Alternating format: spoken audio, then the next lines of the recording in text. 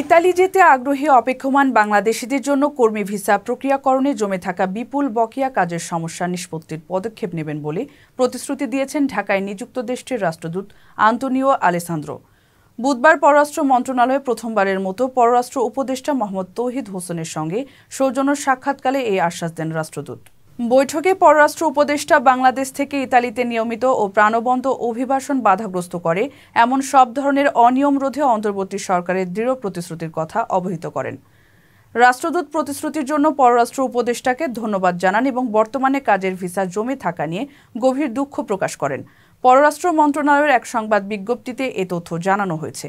উপদেষ্টা ও রাষ্ট্রদূত উভয়ে শিগগির একটি দ্বিপক্ষীয় অভিবাসন ও ভ্রমণ বিষয়ক চুক্তিতে উপনীত হতে কাজ করতে সম্মত হন। রাষ্ট্রদূত ইতালিতে বসবাসরত বাংলাদেশিদের, বিশেষ করে ক্ষুদ্র ব্যবসা, শিল্প ও চলচ্চিত্র নির্মাণ সহ বিভিন্ন ক্ষেত্রে উভয় দেশের পারস্পরিক আর্থসামাজিক কল্যাণে সম্পৃক্ততা ও সাফল্যের প্রশংসা করেন।